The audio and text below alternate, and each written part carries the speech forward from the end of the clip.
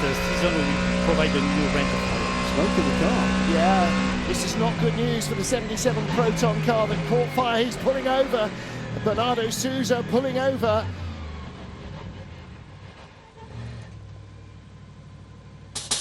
Right, bailing out very quickly, fire underneath the car.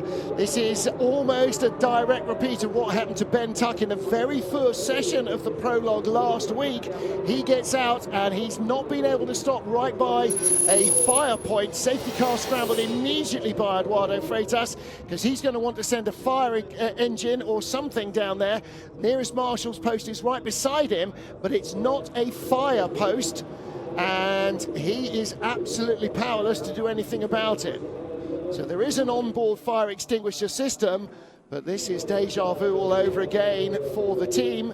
I think the extinguisher went off actually when he was trying to get it. Looked like yeah. it in the cockpit, didn't it? But it does not extinguish. There's a double system inside the cockpit to provide protection for the driver, but also underneath the bonnet. And he's just, somebody please come with a fire extinguisher. Now the marshals obviously are reticent to just start running across the track immediately because there are racing cars out there. And actually the driver can't cross the track either, so you've got to stick to. That's not. Yeah, he's going to try and save the car if he can, rather than stand and watch it burn to the ground. But you're not allowed to cross the track under a safety car situation. So yeah, he's going to be getting a fine or some kind of penalty coming his way as well. Safety car is ready to pick up the lead car. In fact, it's not the lead car. It is the number 5 car. So number 5 will get picked up by the safety car, and it will be the first time a hypercar gets a wave around because he'll be in front of his class leader. 10 LMGT3 cars got the wave around the last safety car.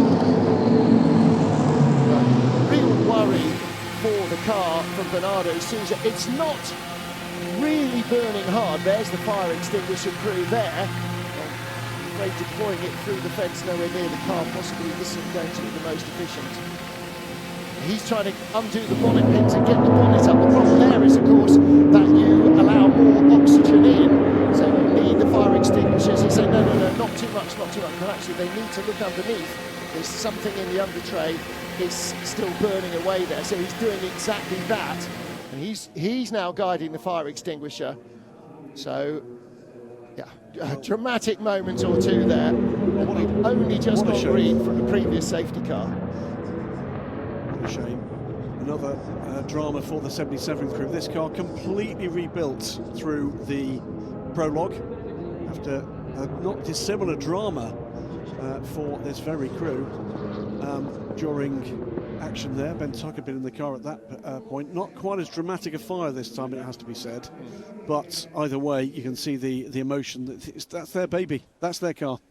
And also, they've sort of broken themselves rebuilding it. You know, full, comprehensive restoration project. Everything in front of the windscreen was new, and will have to be new again. Well, I'm not sure what the hold-up was getting to the car, but I'm glad that the driver wasn't trapped in it. I think questions will be asked. So he's already filling up the smoke coming out of the final corner. He was probably just too late to come into the pit lane, but also, do you really want to bring a burning car down the pit lane? Well, I guess you don't know what it is. The engine sounds fine the whole way down the straight, so he's trying to work out where it's coming from. It's under, I don't think that's an engine fire. It's under the car. Yeah, something's gone. Yeah, it'll be an oil union or something spraying onto the exhaust. The extinguisher did go off. We saw that as he pulled up. Actually, there he going on the scooter up at the top of the picture, back to the garage. Unfortunate end to the race for Proton's 77 car. 88 is still running. It is in 10th place. Dennis Olsen at the wheel of that car, but yeah. I think the mechanics might be suggesting they apply for a different number on the car. Something maybe that's a bit less jinxy. While we're watching this drama unfold, just a couple of quick points, or 3 quick points about the number 5 Porsche. One is it has been allowed to pass the safety car, will rejoin the back of the queue, and that will therefore become the 12th car on the lead lap. So overtaking on track there was an It was the 5. extremely valuable. Oh, yeah, sorry, it was the huge. 5. Yeah, it wasn't extra. That Yeah. was an extremely valuable thing that he's just, I mean, yeah, in a way, lucked into with this next safety car. Yeah. But I mean, it's an amazing. It was exactly the right thing to turn do. of events. It was Yeah. indeed. The other quick thing to mention is why was that car out of position? And thanks to Rebecca Jones at Penske Porsche, rear damper element repair for that car at the last pit stop. So there've been all sorts of dramas for the 5, but it is now making its way back round to join the queue. That's the only car I think that required a pass around, and that happened so quickly. Yeah, and immediately it's a perfect opportunity to unlap yourself right at the restart. Is the race leading going to fight you off as if it's a pass for the lead? No, of course he's not. He's got other fish to fry. Great opportunism, and yeah, of course Kevin Escher with a rocket fully lit up his backside, off like a scalded cat. It wasn't Escher, it was my mistake. Oh, it was Christensen. Yeah, it was Christensen. It wasn't the car 6. It was 5. It's yeah, I know. It's our fault. We've had a whole season to be looking at the different colours subtly on those 2 Penske Porsches, but still we get it wrong because you can't see the number. But also some of the drivers have shuffled around some of the teams as well, so we'll give any old flim-flam excuse. Don't forget, you can probably follow a lot of this drama from behind the scenes in our full access programme. That'll be available on the FIA WEC website a couple of weeks after the race. And so the Portuguese stomps back to the garage on foot. Bernardo Sousa's race is done, but It's the worst Anthony, walk in the world, isn't it? I never had that. Have you ever had fire in the car? No, I haven't. I've seen some of my teammates have experienced fire, both electrical and actual fire coming through, like oil fires and stuff. But it's not so much the walk of shame that you have to do if it's you that's made the mistake. No, That's a more difficult walk. That's the walk of that's the trudge of disappointment rather than the walk of shame. So yeah. This is exactly a walk of disappointment. Well, the crew will be pleased to see him back unscathed in these instances. In the walk of shame, when you've damaged the car, maybe less so. Yeah, he can keep going to the team and maybe sit down and have a cup of tea and he doesn't have to, and a ponder. Doesn't have to join in the clear up act. No. Well, he also doesn't have to go and offer his apologies. He will anyway. He'll go, sorry boys, Well, there was nothing he could do. He'll have been living this week with that team that rebuilt. They stripped the car back to a bare shell, stripped the shell of paint and built it up from a bare shell. Yeah. And yeah, it's gutting, isn't it? So, do you think that Miguel Molina in car 50 and now staring at the back of Phil Hansen's number 83 AF Corsa Ferrari is thinking, one car overtook him on the restart down towards turn 1, and I'm in a faster car than that one. Yeah, there you go. Well, it is Phil Hansen leads the race with 5.5 hours gone. We're way beyond halfway in this race. It's 7:30 evening here. This race goes on until midnight local time. So Phil Hansen from the 83 AF Corsa Ferrari continues to lead here in Qatar from the first of the factory cars, the 50. Then, I'm going to say it, astoundingly, the 2 Toyotas, the 7 from the 8. Then the 20 BMW and the first of the Cadillacs. But it's 12 cars on the lead lap in Hypercar, 11 on the lead lap in GT. First pound of my season is going down on the Toyota M2. Not going to get my heart on there, am I? Yeah, never say no. I mean, look what they've done so far in this race. And, if there's one thing you can't assume in this category, in this championship, is the qualifying results leading into the race results. That's very different from the world of Formula One or IndyCar.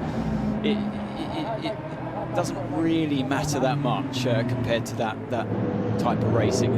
What goes on in qualifying in the World Endurance Championship doesn't necessarily or very often translate into the race day performance. I'm also thinking Max, Brazil, 17th to 1st, not a drama. Not a drama.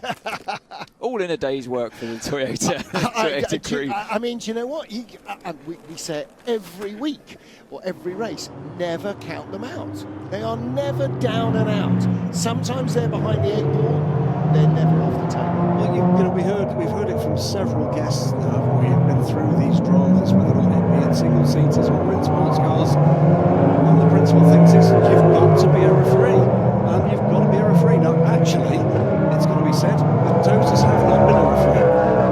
out there. So yeah, they've made. I mean, they've made less errors than the other cars around them, apart from the drivers in front, the cars in front of them.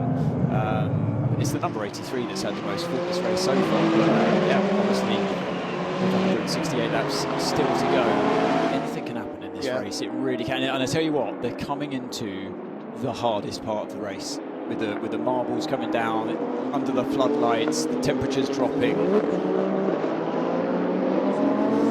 Right, while we're under safety car, let's catch up with the man whose car dramas created the most recent safety car. The unfortunate Portuguese driver is with Brusciani. Bernardo Sousa, one question. What comes through your mind when you see the smoke coming under you? We were doing an amazing stint. My first WEC event, so speed was good, rhythm was good. I was feeling really nice with the car and with the team. And then suddenly just came a little bit of smoke. We thought it was debris, so it was burning a little bit of smoke. Nothing special, and then suddenly started to be too much. So we had to. I just saw a little bit of fire, so I stopped the car and tried to save it. Thankfully, we could, and yeah, next event. I have to say you were very courageous. You crossed the track to go get some fire extinguisher, and you did save your car, so well done on that. Thank you. Unfortunately, there was no extinguisher fire on that side. No one was doing nothing, so I just couldn't be there. Completely stopped waiting for the car to be rescued. It was a safe situation, so I had to do it. We hope you have better luck for the next race. Thank you very much. Thank you. Just going to back announce that the unfortunate Bernardo Sousa, not unfortunate because he was with Brusciani. Everybody loves that opportunity, but I mean, what a tough week